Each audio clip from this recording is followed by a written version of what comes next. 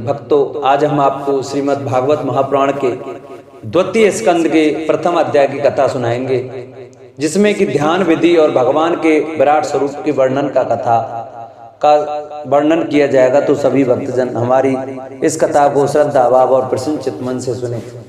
जो भक्त हमारे चैनल पर नए आए हैं, जिन्होंने अभी तक हमारे चैनल को सब्सक्राइब नहीं किया है, वो हमारे चैनल को सब्सक्राइब करें, वीडियो को लाइक करें और कमेंट में ओम नमो भगवते वासुदेवाय अवश्य लिखें। तो आइए भक्तों, कथा को प्रारंभ करते हैं।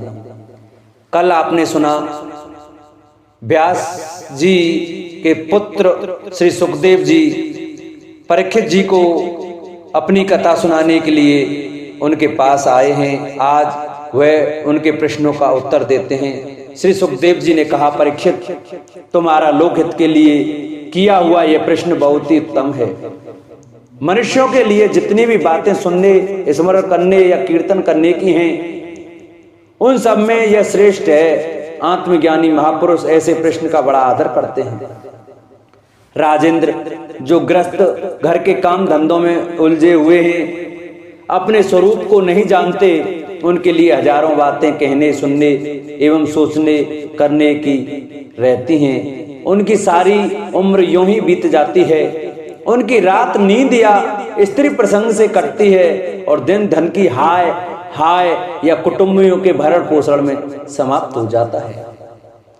संसार में जिन्हें अपना अत्यंत घनिष्ठ संबंधी कहा जाता है, वे शरीर, पुत्र, स्त्री आदि कुछ नहीं है, असत है।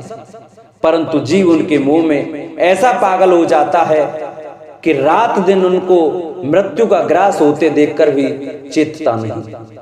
इसलिए परीक्षित, जो अभय पद को प्राप्त करना चाहता है, उसे तो सर्वात्मा सर्वशक्तिमान भगवान श्री कृष्ण की लीलाओं का श्रवण, कीर्तन और स्मरण करना चाहिए। मनुष्य का जन्म यही इतना ही लाभ है कि चाहे जैसे हो, ज्ञान से, भक्ति से अथवा अपने धर्म की निष्ठा से जीवन को ऐसा बना लिया जाए कि मृत्यु के समय भगवान की स्मृति अवश्य बनी रहे। परीक्षित, जो निर्गुण रूप स्वरूप में स्थित एवं विधि निषेध की मर्यादा को लांघ चुके हैं, वे बड़े बड़े ऋषि मुनि भी प्राय भगवान के अनंत कल्याण में गुण गणों के वर्णन में रमे रहते हैं। द्वापर के अंत में इस भगवत रूप अथवा वेद तुल्य श्रीमद् भागवत नाम के महापुराण का अपने पिता श्री कृष्ण द्वैपायन से मैंने अध्ययन किया था। राजर्षि, मेरी निर्गुण स्वरूप परमात्मा में पूर्व निष्ठा है, फिर भी भगवान श्री कृष्ण की मधुर लीलाओं ने बलात् मेरे हृदय को अपनी ओर आकर्षित कर लिया। यही कारण है कि मैंने इस पुराण का अध्ययन किया। तुम भगवान के परम भक्त हो, इसलिए तुम्हें मैं इसे सुनाऊंगा। जो इसके प्रति श्रद्धा रखते हैं, उनकी शुद्धि चित्त वृत्ति भगवान श्री कृष्ण के चरणों में अनन्य प्रेम के साथ बहुत शीघ्र लग जाती है। जो लोग लोक या परलोक की किसी भी वस्तु की इच्छा रखते हैं या इसके विपरीत संसार में दुख का अनुभव करके जो उससे विरक्त हो गए हैं और निर्भय मोक्ष पद को प्राप्त करना चाहते हैं, उन साधकों के लिए तथा योग संपन्न सिद्धि ज्ञानियों के लिए भी समस्त शास्त्रों का यही निर्णय है कि वे भगवान के नामों का प्रेम से संकीर्तन करें। अपने कल्याण साधन की ओर से असावधान रहने वाले पुरुषों की वर्षों लंबी आयु भी अनजान में ही व्यर्थ बीत जाती है। उससे क्या लाभ? सावधानी से ज्ञान पूर्वक बिताई हुई घड़ी भी 2 घड़ी भी श्रेष्ठ है, क्योंकि उसके द्वारा अपने कल्याण की चेष्टा तो की जा सकती है। राजर्षि, खट्वांग अपनी आयु की समाप्ति का समय जानकर 2 घड़ी में ही सब कुछ त्याग कर भगवान के अभय पद को प्राप्त हो गए थे। परीक्षित, अभी तो तुम्हारे जीवन की अवधि 7 दिन की है। इस बीच में ही तुम अपने परम कल्याण के लिए जो कुछ करना चाहिए सब कर लो। मृत्यु का समय आने पर मनुष्य घबराए नहीं।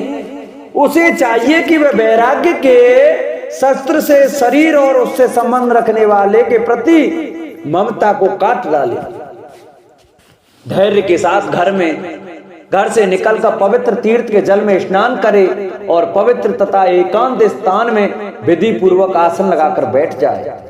तत्पश्चात परम पवित्र ओम इन 3 मात्राओं से युक्त प्रणव का मन ही मन जप करे।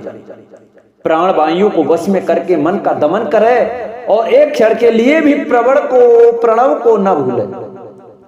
बुद्धि की सहायता से मन के द्वारा इंद्रियों को उनके विषयों से हटा ले और कर्म की वासनाओं से चंचल हुए मन को विचार के द्वारा रोककर भगवान की मंगलमय रूप में लगाए। स्थिर चित्त से भगवान के श्री विग्रह में से किसी एक अंग का ध्यान करे। इस प्रकार एक एक अंग का ध्यान करते विषय वासना से रहित मन को पूर्ण रूप से भगवान में ऐसा तल्लीन कर दे कि फिर और किसी विषय का चिंतन ही न हो। वही भगवान विष्णु का परम पद है, जिसे प्राप्त करके मन भगवत प्रेम रूप आनंद से भर जाता है। यदि भगवान का ध्यान करते समय मन रजोगुण से विक्षिप्त या तमोगुण से मूढ़ हो जाए तो घबराए नहीं, धैर्य के साथ योग धारणा के द्वारा उसे बस में करना चाहिए, क्योंकि धारणा उक्त दोनों गुणों के दोषों को मिटा देती है। धारणा स्थिर हो जाने पर ध्यान में जब योगी अपने परम मंगल में आश्रय भगवान को देखता है तब उसे तुरंत ही भक्ति योग की प्राप्ति हो जाती है। परीक्षित ने पूछा, ब्राह्मण, धारणा किस साधना से किस वस्तु में किस प्रकार की जाती है और उसका क्या स्वरूप माना गया है जो शीघ्र ही मनुष्य के मन का मैल मिटा देती है? श्री सुखदेव जी ने कहा, परीक्षित, आसन, श्वास, आसक्ति और इंद्रियों पर विजय प्राप्त करके फिर बुद्धि के द्वारा मन को भगवान के स्थूल रूप में लगाना चाहिए। यह कार्य रूप संपूर्ण विश्व को कुछ कभी था, है या होगा, सब का सब जिसमें दीख पड़ता है वही भगवान का स्थूल से स्थूल और विराट शरीर है। जल, अग्नि, वायु, आकाश, अहंकार, मैं तत्व और प्रकृति, इन 7 आवरणों से घिरे हुए इस ब्रह्मांड शरीर में जो विराट पुरुष भगवान हैं, वे ही धारणा के आश्रय हैं। उन्हीं की धारणा की जाती है।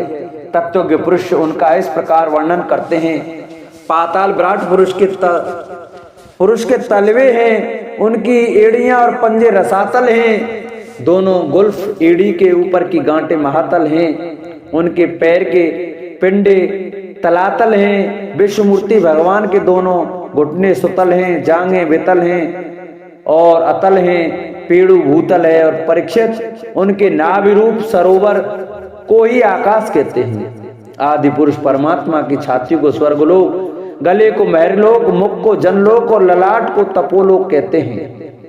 उन सहस्त्र सिर वाले भगवान का मस्तक समूह ही सत्यलोक है। इंद्र आदि देवता उनकी भुजाएं हैं, दिशाएं, कान, शब्द श्रवणेन्द्रिय हैं, दोनों अश्विनी कुमार उनकी नासिका के छिद्र हैं, गंध घ्राणेन्द्रिय हैं और धधकती हुई आग उनका मुख है। भगवान विष्णु के नेत्र अंतरिक्ष हैं, उनमें देखने की शक्ति सूर्य है, दोनों पल के रात और दिन हैं। उनका भ्रू विलास ब्रह्मलोक है, तालु जल है और जहाँ रस, वेदों को भगवान का ब्रह्मरंध्र कहते हैं और यम की दाढ़ें सब प्रकार के स्नेह दांत हैं और उनकी जगमोहिनी माया को ही उनकी मुस्कान कहते हैं। ये अत्यंत सृष्टि उसे माया का कटाक विक्षेप है। लज्जा ऊपर का होठ और लोभ नीचे का होठ है, धर्म स्तन और अधर्म पीठ है। प्रजापति उनके मूतेंद्रिय हैं, मित्रा बड़ोड़ अंडकोश है, समुद्र कोक है और बड़े बड़े पर्वत उनकी हड्डियां हैं। राजन, विश्व मूर्ति विराट पुरुष की नाड़ियां नदियां हैं, वृक्ष रोम है, परम प्रबल वायु श्वास है, काल उनकी चाल है और गुणों का चक्कर चलाते रहना ही उनका कर्म है।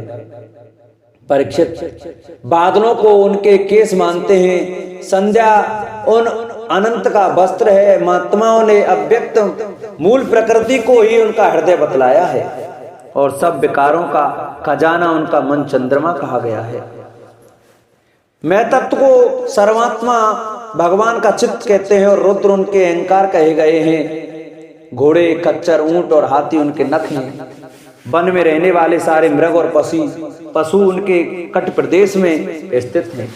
तरह तरह के पंछी, उनके अद्भुत रचना कौशल हैं। स्वयंभू मनु उनकी बुद्धि है और मनु की संतान मनुष्य उनके निवास स्थान। गंधर्व, विद्याधर, चारण और अप्सराएं उनके षडज और आदि स्वरों की स्मृति हैं। दैत्य उनके वीर हैं। ब्राह्मण मुख, क्षत्रिय भुजाएं, वैश्य जंघाएं और शूद्र उन विराट पुरुष के चरण हैं। विविध देवताओं के नाम से जो बड़े बड़े द्रव्य में यज्ञ किए जाते हैं वे उनके कर्म हैं। परीक्षित, विराट भगवान के स्थूल शरीर का यही स्वरूप है, सो मैंने तुम्हें सुना दिया। इसी में मुमुक्ष पुरुष बुद्धि के द्वारा मन को स्थिर करते हैं, क्योंकि इससे भिन्न और कोई वस्तु नहीं है। जैसे स्वप्न देखने वाला स्वप्नावस्था में अपने आप को ही विविध पदार्थों के रूप में देखता है, वैसे ही सबकी बुद्धि वृत्तियों के द्वारा सब कुछ अनुभव करने वाला सर्वांतरयामी परमात्मा भी एक ही है। उन सत्य स्वरूप आनंद निधि भगवान का ही भजन करना चाहिए, अन्य किसी भी वस्तु में आसक्ति नहीं करनी चाहिए, क्योंकि यह आसक्ति जीव के अधपतन का हेतु है। बोलो भागवत भगवान की जय। भक्तजनों, आज की कथा का हम यही विश्राम करते हैं। कल हम दूसरे अध्याय की कथा सुनाएंगे, जिसमें कि भगवान के स्थूल और सूक्ष्म रूपों की धारणा तथा क्रम मुक्ति और सद्योम मुक्ति का वर्णन सुनाया जाएगा। कल हमारी कथा बहुत सुंदर सुनाई जाएगी, तो जिन भक्तों को हमारी ये श्रीमद् भागवत महापुराण की कथा अच्छी लगी हो वो हमारी वीडियो को ज़्यादा से ज़्यादा शेयर करें। जिन्होंने अभी तक चैनल को सब्सक्राइब नहीं किया है वो चैनल को सब्सक्राइब करें, वीडियो को लाइक करें और कमेंट में ओम नमो भगवते वासुदेवाय, जय जय राधे, जय जय कृष्णा अवश्य लिखें।